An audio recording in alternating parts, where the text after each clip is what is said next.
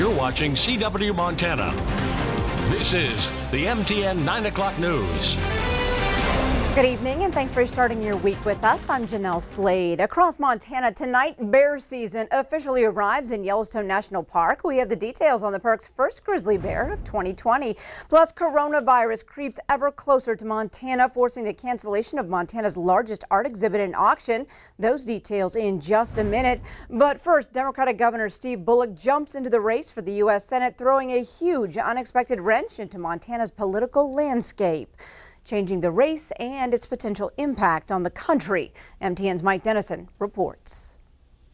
As you probably heard, Governor Bullock entered the U.S. Senate race at 6 a.m. this morning.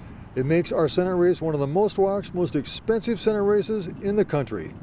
Governor Bullock made it official Monday shortly after noon as he and his family strolled down the Capitol hallway from his office to the Secretary of State office, where he paid his $1,740 filing fee to become a candidate for the U.S. Senate. Afterwards, he told reporters that the nation needs a bipartisan common sense approach to tackling the big problems of the day, just like he's tried to take in Montana.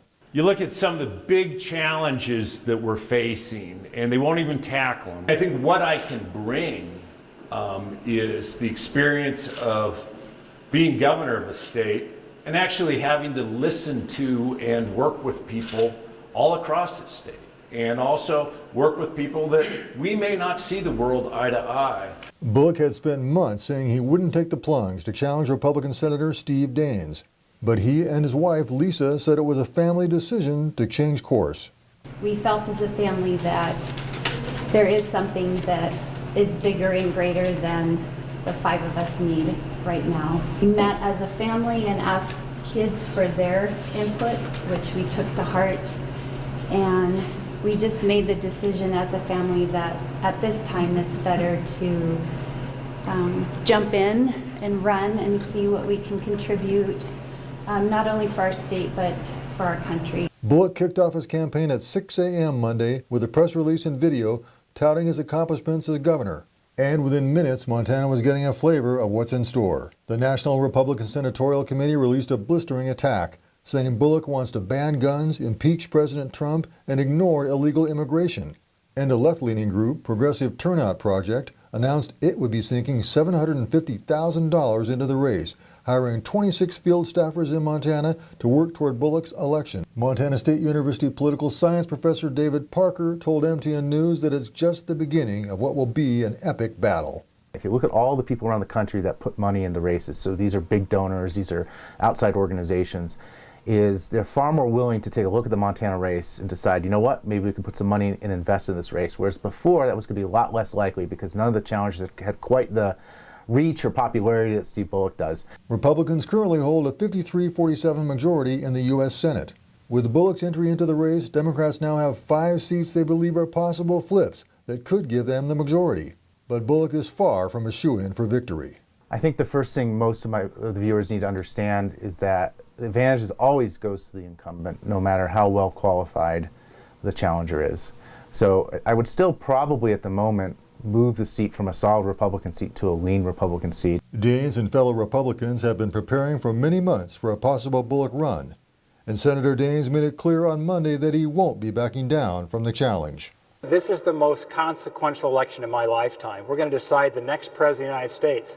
We'll decide who leads the United States Senate and thereby the future of the United States Supreme Court. This is a big deal for Montana. It's a big deal for our country. And I've always been consistent fighting for more jobs and less government and defending our Montana way of life. There are other candidates in this race, Democrats, Republicans, a Green, and a Libertarian. 2 Democrats did drop out of the race Monday, but as we all know, the real race is Steve versus Steve, Bullock versus Daines, 2 of the top political figures in the state, with the control of the U.S. Senate hanging in the balance. Reporting from Helena, Mike Dennison, MTN News. Thanks, Mike. Now, we also have more reaction from Senator Steve Daines tonight, who now more than likely will be in for a much tougher race this fall. MTN's Russ Riesinger talked with Senator Daines live via satellite from the nation's capital this afternoon. Obviously, this race is going to get a lot of attention. It already is. There's going to be a lot of money thrown at it from both sides. Does Governor Bullock's announcement change your strategy at all, having him as your opponent? It really doesn't. We always knew we'd have a contrast kind of race. The governor getting the race clearly presents that for the people of Montana. We'll have two very different views for the future of this country.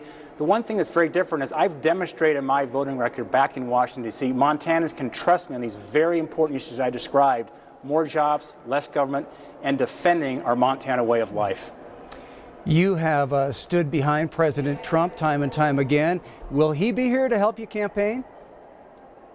I spoke with the president last week. He can't wait to get back to Montana. He loves our state. He stands with me. I stand with him in 2020. I look forward to a visit, or maybe a couple, from the President of the United States. So it sounds like the president is heading back to Montana. Thanks, Russ. Well, next week, University of Montana students will scatter across the country and beyond for spring break. But before they head their separate ways, university officials are doing everything they can to remind students to take precautions to avoid coronavirus. MTN's Russ Thomas has that story.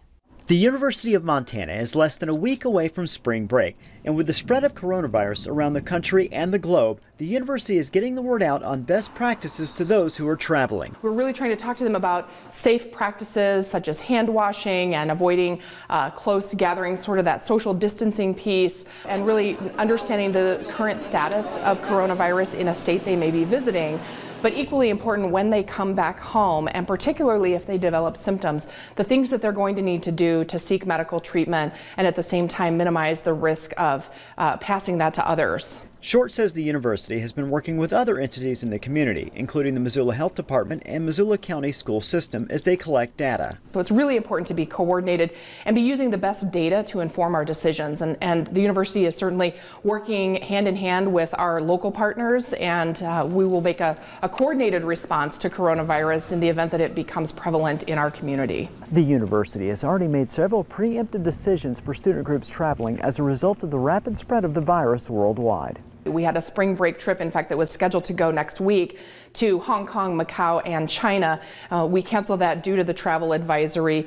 We've got some other later scheduled travel to China that has been canceled as well, a May trip and an early June trip. Short reminds students who have had to cancel travel plans that the campus, including the dorms and many services, will remain open next week.